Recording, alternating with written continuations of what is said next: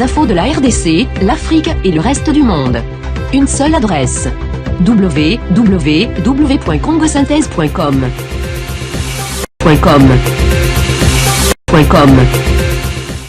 Mais rentrer dans sa profondeur, non. Je n'étais jamais rentrée dans la profondeur. Je priais pour prier, je savais prier, tout le monde sait prier, je pense. Alors non, quand parce que maman le faisait, papa le faisait. Exactement, parce qu'on allait à l'église tous les dimanches. On n'avait pas le choix, il faut aller à l'église. Exactement. Ce sont des pasteurs. Ce sont des pasteurs, alors voilà, vous aussi vous devez suivre. Et puis on était tout petits, donc on savait même pas en fait. Et arrivé là-bas, c'est vrai que on a continué à aller à l'église, tout se passait comme sur des roulettes, mais je n'avais pas cette relation personnelle, en fait. C'est le mot que je devrais emprunter. C'est que cette relation personnelle avec Dieu, je ne l'avais pas. Et ce jeune garçon m'a invité donc dans un culte. Je suis allée. Et vous arrivez à un endroit où vous sentez que le pasteur parle à vous. Ça gêne. C'est très, très gênant. Mais quand je suis rentrée à la maison, j'ai beaucoup pleuré. Pourquoi? Parce que je me suis dit, Seigneur, depuis tout ce temps, en fait, je suis loin de toi. Je prie, mais je suis celle dont la Bible dit « Leur bouche est près de moi, mais leur cœur est loin ». Et c'était vraiment ça. Mais par la grâce de Dieu, à travers ce jeune garçon et à travers le pasteur, Dieu a parlé et j'ai pu donner ma vie à Jésus-Christ. J'ai fait mes recherches. Pour vous dire même, j'ai cherché sur Google, mais qui est ce Dieu? Comment faire pour le rencontrer? Comment faire ceci? Comment faire cela? Et c'est à partir de là que oui, j'ai donné ma vie à Jésus-Christ. Je vois déjà quelqu'un en train de se poser la question, quelqu'un en train de se dire, mais est-ce que c'est pas un petit peu paradoxal? Parce que la personne qui vous a donné envie, qui vous a poussé à donner votre vie à Christ, c'est une personne en principe que vous ne supportiez pas. Comment ça se fait? Est-ce possible que Dieu, l'Éternel, puisse utiliser, on va pas dire votre ennemi, mais une personne que vous ne supportez pas? Oui. Vous savez, moi, tout au long de ma vie, Dieu m'a souvent emmené sur des terrains que je n'aimais pas. Je vous explique, même Kinshasa, à la base, je n'aime pas trop, pour vous dire. Mais lorsque Dieu m'a demandé de venir ici et de parler de lui, j'ai trouvé ça très surprenant, parce qu'il sait que lorsqu'on faisait des voyages, je pleurais, je me disais, mais non, Seigneur, je ne veux pas y aller. En fait, non, je peux pas. Pourquoi? Parce que c'est toute une histoire, Kinshasa. Vous savez, déjà, dès le ventre de maman. Vous n'avez plus de repères ici, au fait. Voilà, en fait, je pouvais plus Kinshasa. Avec tout ce qui s'était passé, je me disais que non, c'était ce pays où je ne remettrais plus mes pieds. Mais Dieu m'a dit non. Avant de commencer à construire et à bâtir dans une autre nation, ta nation à toi. Donc oui, ce jeune garçon que je n'aimais pas, je trouvais très orgueilleux. En fait, il était nouveau, il voulait parler de Dieu et prétentieux. Tout. Exactement. Et la fois où il est venu me parler, je pense que c'est l'Esprit de Dieu qui m'a fait taire. Parce que clairement, ça aurait été une autre situation, je pense que ça ne se serait pas passé. Alors, vous avez dit, il y a quelque chose qui m'a vraiment intéressé, vraiment qui m'a touché personnellement pendant que vous étiez en train de parler. Tout au début de l'émission, on va rentrer un petit peu en arrière, vous avez dit que la vie chrétienne, c'était toute une vie, au fait. Oui. Qu'est-ce que vous voulez dire par là? La vie chrétienne, c'est toute une vie. Vous savez, on arrive ici sur Terre pour faire quelque chose. En fait, nous avons une mission, nous avons quelque chose à faire. C'est notre mode de vie. Comment nous devons vivre tous les jours. Je suis chrétienne, mais est-ce que je vais faire comme toute autre personne? Non. Chaque personne ici sur Terre a sa mission. Il y a les envoyés du mal comme les envoyés du bien. Alors, ceux-là se comportent comme ils doivent se comporter. Et nous devons aussi nous comporter comme il nous est demandé de nous comporter. C'est-à-dire, il faut que nous soyons des modèles en tout ce que nous faisons. Aujourd'hui, je me tiens comme ça. Si une personne me voit, qu'est-ce qu'elle va penser de moi? Est-ce que je reflète Jésus-Christ ou pas du tout? Ce que je dis, est-ce que je le vis ou je ne le vis pas? Alors, très souvent, quand on parle de vie chrétienne, justement, puisque vous êtes là, j'aimerais bien que vous puissiez nous éclaircir là-dessus. Vous avez parlé de mode de vie. Certains modes de vie, il y a une façon de s'habiller, une façon de parler, une façon de se comporter. Est-ce que clairement vous pouvez nous dire comment on peut s'habiller, comment on peut se comporter, comment on peut parler? Parce que du coup, on a comme l'impression que la vie chrétienne, c'est un peu lourde, ennuyeuse. Non. Ça, c'est ce que le monde donne. Lorsque le monde veut vous convaincre de quelque chose, il fait tout pour. On a vraiment cette impression-là que lorsqu'on est chrétien, on est très enfermé, alors que non, je suis chrétienne. Et jeune. Et jeune. Bien habillée. Merci. Donc il n'y a aucun souci. Il n'y a aucun souci. Bien au contraire, c'est lorsque on a Jésus-Christ dans notre vie, nous sommes rayonnants. On rayonne. Dieu a pour nous un chemin. Il a tracé pour nous un bon chemin, une vie passionnante, il nous donne. Alors comment veux-tu t'ennuyer? Certes, notre croix est peut-être lourde, c'est vrai, mais Dieu ne nous promet pas une vie simple comme ça. Non. Mais comment je peux vivre une vie chrétienne normalement, on va dire comme tout le monde, sans pour autant verser dans l'hypocrisie? Sans verser dans l'hypocrisie. Vous savez, Dieu, c'est la vérité. C'est le chemin, la vérité, la vie. Lorsqu'on emprunte le chemin de Dieu, on est dans la vérité, sans hypocrisie, bien sûr. Pourquoi? Parce que Dieu vit en nous, l'Esprit de Dieu demeure en nous. Alors comment veux-tu être hypocrite, en fait? Parce que le Saint-Esprit de Dieu est là. C'est vrai qu'il y a certaines personnes qui se cachent derrière la parole de Dieu, mais cela ne regarde que, en vérité. Si toi, tu es dans la vérité et que tu aimes Jésus-Christ, tu marches sans être hypocrite, tout simplement. On remarque beaucoup des jeunes, puisque je parle des jeunes, puisque vous êtes là en tant que jeunes, on remarque que beaucoup de jeunes sont plutôt dans les apparences, oui. Alors qu'intérieurement, il n'y a aucun changement encore qui s'est opéré. Exactement. Qu'est-ce qu'on peut faire par rapport à ces genres de cas? Parce que ça devient fréquent et flagrant d'ailleurs. Oui, il faut prier. Simplement. Il faut prier pour eux. Il faut les aider, il faut les approcher. Et non les critiquer. Parce que c'est ce qui se passe aujourd'hui dans le monde. C'est que l'homme regarde à ceux qui tapent à l'œil. Alors tout de suite, il va critiquer. Sans même savoir qu'est-ce qui se passe réellement au fond de cette personne. Aujourd'hui, peut-être que je me comporte comme ça, je suis comme je suis. Mais dans mon cœur, ce n'est pas ça. Mais il faut savoir pourquoi, au fait. Pourquoi cette personne est comme ça. Pourquoi cette personne a du mal à s'approcher de Dieu. Et non critiquer tout de suite, commencer à dire ci et ça. Non, ce n'est pas comme ça. Dieu, il nous aime, en fait. Et parce qu'il nous aime, il a accepté de porter notre charge. Alors pourquoi toi, tu ne vas pas aider ton prochain?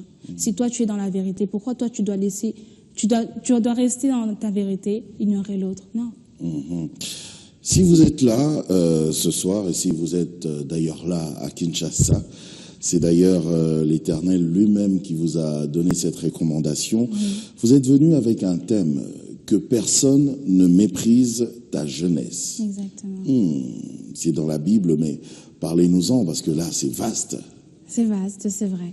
Que personne ne méprise ta jeunesse. Moi, je pourrais le traduire comme que personne ne minimise la grâce que Dieu a mis en toi. Vous savez, c'est Paul qui le dit à Timothée. Il dit que personne ne méprise ta jeunesse, mais sois un modèle pour les fidèles. Sois un modèle. Un ordre que Paul donne à Timothée. Pourquoi que personne ne méprise sa jeunesse? Paul lui-même n'avait même pas confiance en Timothée lui-même. Plusieurs fois, Paul le dit qu'il ne faut pas qu'on mette notre confiance en la chair. Mettre la confiance que en esprit de Dieu, à Dieu.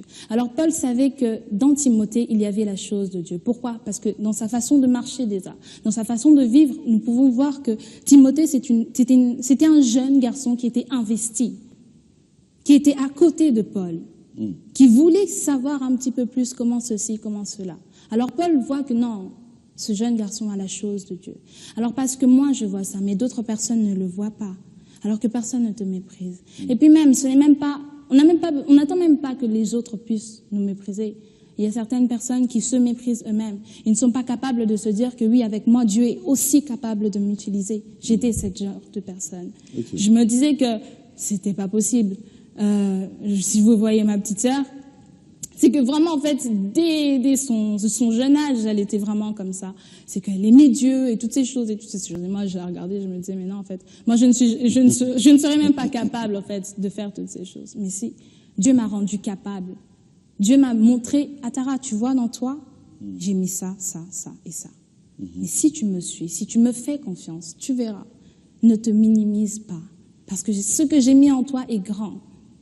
Mais on a peur aussi, Atara, je sais pas, là c'est ce que vous nous dites, c'est bien que personne ne méprise ta jeunesse, mais en même temps, en tant que jeune, allez, l'Éternel me dit, vas-y, fonce, mais en même temps, je regarde la société, j'ai peur, je regarde mon entourage, j'ai peur, parce que il y a tous ces grands, ces aînés, mais qu'est-ce que je vais faire, moi? Exactement. Je serai un peu comme cette tâche. Non, pas du tout. Lorsque vous êtes mis à part, vous n'êtes pas une tâche. Dieu fait en sorte que tout le monde vous accepte. Parce qu'on ne regarde plus la personne qu'on a là. C'est Dieu au travers d'elle. Mais j'ai pas d'expérience, Atara. Tu as une expérience par rapport à toutes les épreuves que tu as pu avoir de ta vie. Ce sont les expériences. Dieu nous donne tout à l'état brut. Il nous a pas promis une vie facile. Hein. Tout ce qu'on a pu avoir tout au long de notre vie sont des choses qui nous forment, qui nous rendent plus durs. Alors lorsque Dieu t'appelle là, maintenant, il sait que tu es capable. Parce que Dieu n'appelle pas une personne qui n'est pas capable. Hein. C'est qu'au moment où il se dit qu'il est capable, voilà là le moment où tu rentres dans le terrain. C'est comme David. David, avant de se présenter devant Goliath, qu'est-ce qui s'est passé? Il a eu l'ours et il a eu le lion. Qui aurait pu faire ça? Il était jeune pourtant. Tout le monde se disait, mais non. Ce petit, là. Voilà, ce petit, qu'est-ce qu'il veut montrer? Qu'est-ce qu'il veut faire? Orgueilleux même, on l'a insulté. Même Goliath l'a nargué. Même Goliath l'a nargué, avec sa lance et tout. Non, David n'a pas regardé à tout ça. David a regardé à ce qui était en lui. Alors il s'est dit, non, parce que Dieu a mis quelque chose en moi, je vais le faire tomber. Et c'est ce qui se passe. C'est que lorsque nous prenons conscience que Dieu est là, et que Dieu a mis quelque chose de grand en nous, peu importe les vents et marées, on est capable de les surmonter. Parce que s'ils sont là, c'est parce que Dieu sait que nous sommes capables de les surmonter. Quelqu'un va dire, mais c'est facile pour Atara, parce que bon, elle a grandi dans cette atmosphère, on va dire, de Jésus, en famille, de par papa et maman. Elle est elle-même enseignante, elle est elle-même responsable de la jeunesse à l'église là-bas à Paris. Elle vit à Paris, elle a sa bonne vie, en tout cas elle vit bien. C'est facile pour elle de parler comme ça. Mais ce jeune-là, quelque part, qui n'a pas les mêmes, on va dire, les mêmes potentialités ou les mêmes moyens que vous, vous pensez vraiment qu'à un jeune comme ça, Dieu peut lui dire, vas-y, fonce, et il va se lever et foncer comme ça, faire des choses, comme on dit, doigt dans le nez. Comme je vous l'ai dit, le monde regarde à ce qui tape à l'œil. Mais si vous revenez en arrière et que vous essayez de savoir qui est Atara. Qui est Atara? À part le fait d'être la fille. La fille de... Non, je suis la fille de Dieu. Vous avez parlé des expériences aussi. Je vais vous les dire, mes expériences. Ben, d'accord. Quelles sont vos expériences? Vous savez, je suis ce qu'on appelle un enfant miracle. Ce n'est pas tout de suite que je me tiens là, non, pas du tout. C'est pas en un claquement de doigts qu'on est ce qu'on est aujourd'hui. Non, pas du tout. On vient de loin. Il faut comprendre que déjà, ceux qui connaissent ma famille peuvent se faire une petite idée. Se dire que, sa mère était à cheval entre Kinshasa et Paris. Parce que son père ceci. Ce qui a provoqué des choses dans nos cœurs. Quand je vous dis un enfant miracle, c'est que mes combats ont commencé depuis le ventre de ma mère. Oh, parlez-nous-en. Un myome qui s'est transformé en enfant. Vous comprenez? Ma mère est allée à l'hôpital, puisque voilà, je pense qu'elle avait mal au ventre ou quoi que ce soit. Elle est allée à l'hôpital et le médecin lui a dit que non, en fait, elle devait se faire opérer parce qu'elle avait des myomes, des kystes et tout ça. Elle est rentrée à la maison, elle a présenté le problème à mon père. Écoute, le médecin m'a dit telle et telle chose. Tout se fait par la parole. Mon père a dit non, ma femme ne sera pas stérile, ma femme enfantera. Alors parce que cette parole-là est sortie, Dieu a entendu. Et Dieu a pris en compte. Lorsque ma mère repart à l'hôpital, le médecin qui ne comprend pas et qui se dit mais mince, la dernière fois j'ai vu un myome, aujourd'hui je vois un enfant. On dirait que je vois un enfant. On dirait que je vois une petite fille là. Un miracle déjà. Je grandis, enfin le ventre pousse, des petites complications, je sors par césarienne. Sortie de là, je n'ai même pas crié, je n'ai même pas pleuré, tout ça parce que j'étais plus. Alors les médecins me prennent et puis ils vont faire des réanimations. Puis c'est là que voilà, je commence à revivre. Les jours passent. Ils découvrent une tache blanche sur mon œil. Vous savez, Dieu est tellement grand. Il sait qui j'étais. Parce que même dans le ventre de ma mère, il me connaissait. Parce que c'est lui qui m'a placée là. J'étais un myome. Oui, en principe. Voilà. Et voilà que je parle au myome. Et voilà que vous parlez au myome, exactement. Mais pour vous dire que pourquoi il est merveilleux, parce qu'il sait qu'est-ce qu'il fait. Il sait qu'est-ce qu'il fait. À chaque combat de ma vie, Dieu a été là, vraiment. J'ai eu cette tache à l'œil qui a failli me rendre aveugle. Du coup, j'aurais pu voir d'un œil, mais pas de l'autre. Par la grâce de Dieu, on a pu me le retirer. En grandissant, j'ai eu ce qu'on appelle une double scoliose. Lorsque je suis partie à Paris, ma mère découvre que je commence à être mal formée. Alors que lorsqu'on était ici, je n'avais pas de soucis. On arrive à voir que ma colonne vertébrale a fait un S. Voilà pourquoi je veux tirer l'attention sur les familles. Dire aux familles qu'il est très très important d'être ensemble. Vous savez, j'étais cet enfant qui aimait la solitude, mais la mauvaise solitude. C'est-à-dire, j'étais là avec tout le monde, mais je n'étais pas là. Ils pouvaient faire tout ce qu'ils avaient besoin de faire. Je ne m'intéressais pas, en fait. Je n'étais même pas intéressée à ma propre famille. Mais vous savez, nous-mêmes, nous ne sommes pas capables de voir ce qu'il y a en nous. Les autres le voient. Les parents sont très importants dans la vie des enfants. Parce que c'est eux nos dieux sur cette terre. Si ma mère n'aurait pas été là et si je ne serais pas là aussi, si je ne me serais pas donnée, je pense qu'aujourd'hui, j'aurais une malformation. Voilà pourquoi il est très important. Dieu choisit en fait les familles. Nous ne les choisissons pas. C'est Dieu qui nous place là. Il savait pourquoi je suis tombée dans cette famille-là. Alors parce que ma mère, elle a vu ça, on a pu partir à l'hôpital et toutes ces choses. Et le médecin nous demande, est-ce qu'elle a ses cycles mensuels? Et je regarde ma mère, je lui dis non. Et le médecin, il dit heureusement. Parce que si elle avait déjà, je peux dire réglé, clairement, oui. Excusez-moi, si elle avait déjà réglé, on aurait pu lui faire cette opération. Vous êtes bizarre. Et ma mère le regarde et dit non, c'est la grâce. C'est que la grâce de Dieu est sur moi. Et on a pu le voir tout au long de ma vie, en fait, que la grâce de Dieu était sur moi. Alors plus les jours passent, Dieu me guérit de cette maladie, dont d'autres sont restés paralysés, dont d'autres sont mortes. Et je me souviens même lorsque je suis rentrée à l'hôpital, sans connaître vraiment la profondeur de Dieu, je suis rentrée avec cette chanson de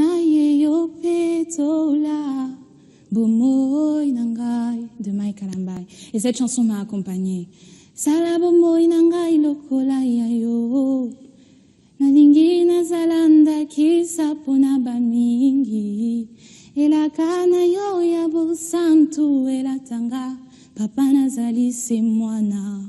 C'est ces paroles-là qui m'ont accompagnée. Et c'était fort, en fait. C'est que j'étais consciente que, Dieu, si tu me laisses, je suis perdue. Sans rentrer dans sa profondeur, hein. Yeah. Mais Dieu sait. Okay. Dieu place en nous la bonne conscience. Une personne qui se dit qu'il ne sait pas ce qu'il fait, c'est faux. Parce que lorsque je chantais cette chanson, que je priais, je pleurais, c'est parce que je savais quand même qu'il y a un Dieu là-haut qui peut faire quelque chose. Mais oui, on a compris l'expérience, mais vraiment l'expérience qui prouve d'ailleurs que Dieu était avec vous pendant tout ce temps. Mais là, vous êtes encore jeune, très jeune d'ailleurs. Alors, vous êtes jeune, vous vivez à Paris, avec toute l'ambiance de Paris. Alors, comment vous préférez suivre Jésus, marcher avec Jésus, alors que tout en étant jeune, à Paris, vous pouvez profiter aussi de votre jeunesse? Exactement, je profite de ma jeunesse, mais en Christ. Aller en boîte, par exemple, s'éclater Pas du tout. Franchement, non. C'est que je connais ces endroits. Vous savez, on entend parler, on voit des témoignages des personnes, des gens qui vont en boîte et toute leur vie est détruite, en fait. Pourquoi veux-tu rentrer dans un monde quand même. Non. Pourquoi veux-tu rentrer dans un monde, tu sais que ça va te détruire? Tout dépend des personnes qui vous entourent. Si la personne qui t'entoure te ramène dans le mal, tu seras dans le mal forcément. Alors voilà pourquoi je veux dire à ces jeunes filles surtout, parce qu'elles sont beaucoup influencées. Non, ne vous laissez pas influencer par ces personnes qui marchent mal. Laissez-vous influencer par ces personnes qui suivent la parole de Dieu. Alors c'est difficile. Qu'est-ce qui est difficile? De suivre les personnes qui marchent bien. Non. Pourquoi ce serait difficile? Parce que la jeunesse, le jeune est toujours tenté vers ce qui est mal, Tonton Jacob, ce qui est interdit. on est amis, je vous appelle, je vous dis, vous êtes assez innocent, vous ne connaissez pas grand-chose. Alors je vous appelle, je vous dis, viens, je t'emmène dans un endroit où là-bas on tue les gens, là-bas. Vous allez y aller? Non, mais déjà, Exactement. vous n'allez pas le dire comme ça. Non, si, je vais le Et dire viens, comme je vais ça. t'emmener dans un endroit bien, on va s'éclater, tu vas voir. Non. À l'heure actuelle, les choses sont dites comme ça. Nous voyons tout comme ça. Tout passe à la télé, tout nous est révélé en fait. Nous vivons dans un monde qui est détruit. Nous voyons clairement que le diable règne. Alors, Dieu met en nous la conscience, la bonne conscience, le savoir et le faire. Si tu veux faire quelque chose de bien, tu le fais. Peu importe la personne qui t'appelle pour te dire je ne sais quoi, je ne sais pas. Non. Tu as l'Esprit de Dieu. Dieu te met l'esprit de discernement. Tu sais discerner ce qui est bien et ce qui n'est pas bien. La personne qui t'appelle, ouais, viens, on va s'éclater. Tu es capable de lui dire non. Tu as la possibilité de lui dire non. Dieu te donne une bouche, pourquoi? Est-ce qu'en Jésus-Christ, je peux m'éclater aussi? Bien sûr. Comment? Avec tout le monde, dans des moments de partage. Ça peut être ennuyant pour celles qui me regardent et se disent, ouais, ok. Non, c'est qu'il faut aimer la présence de Dieu. Lorsque vous aimez la présence de Dieu, vous aimez le partager. Vous aimez être ensemble. Sortir ensemble, c'est pas seulement, oui, voilà, on est chrétien, on s'enferme, on va à l'église. Non, on fait des sorties aussi. On fait des sorties. Nous, on a l'habitude avec nos jeunes, après l'évangélisation, on va au restaurant. On est devenus comme une famille, en fait. J'ai pas besoin de plus que ça. Tu m'emmènes dans l'obscurité. On peut jouer au football? On peut jouer au football. On peut faire plein d'activités ensemble. On n'est pas fermés, on est jeunes. Alors on profite. On va à la foire du trône, on va faire toutes ces choses. Alors, si je comprends bien ce soir, c'est-à-dire que même si je suis jeune, si j'ai la puissance de Dieu en moi, je dois foncer. C'est ça.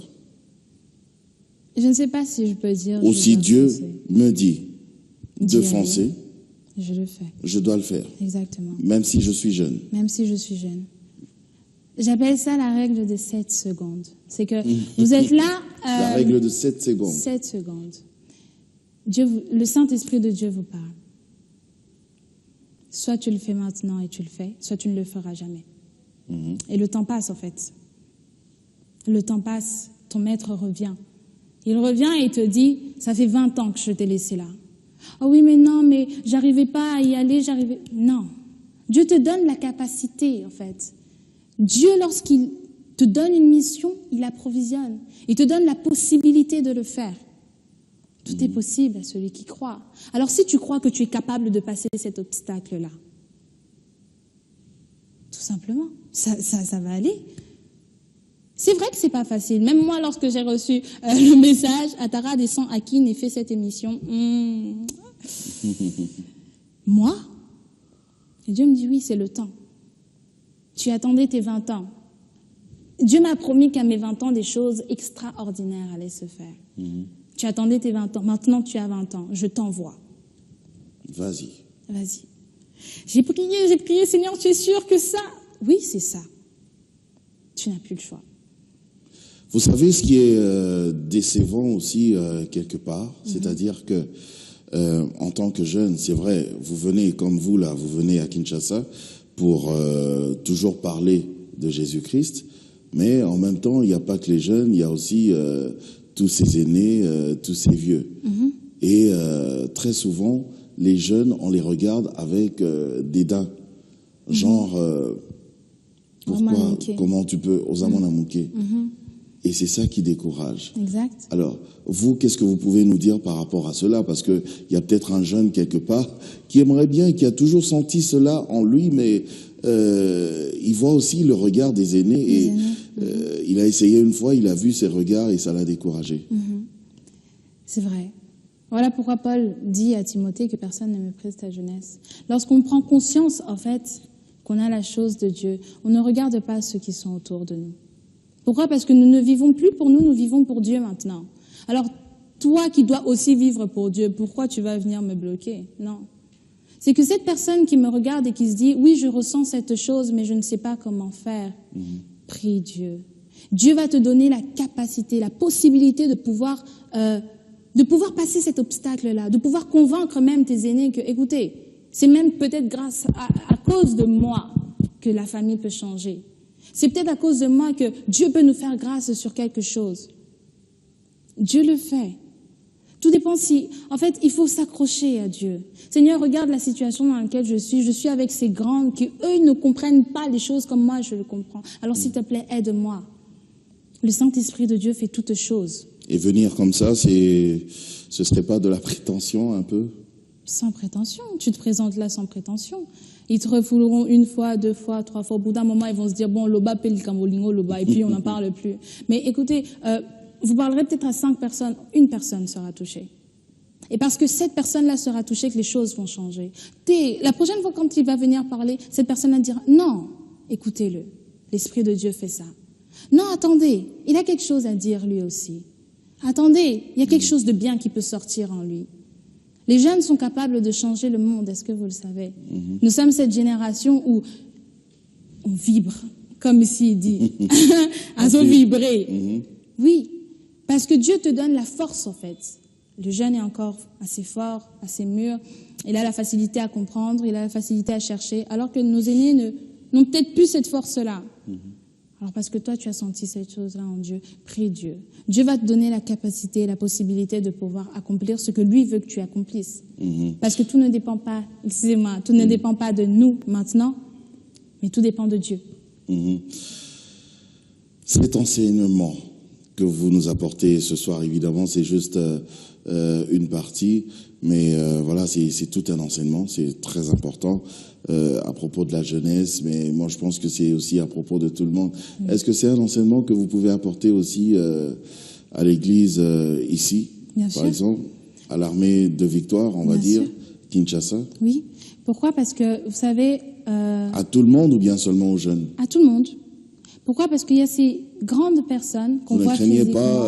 Vous ne craignez pas tous ces gens qui risqueraient de dire, ben voilà, tout ça, c'est parce que c'est la fille à Coutinho. Pas du tout.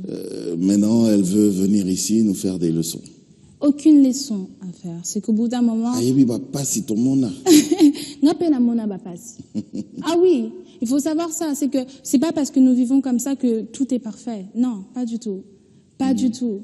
Il y a eu des grands bouleversements à cause de l'emprisonnement de papa, toutes ces choses. Vous voyez? Déjà, comment vous l'avez vécu, vous, Moi, à Tara? ça m'a renfermée. Énormément renfermée. J'étais vraiment très très loin de ma famille. Je passais pas de temps avec mes sœurs. Ma mère, j'étais très très très très loin de ma mère. Aujourd'hui, c'est ma meilleure amie. Parce que Dieu fait les choses correctement.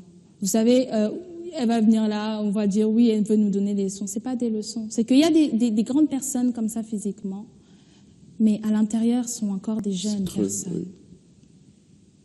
Des bébés. Des bébés, oui.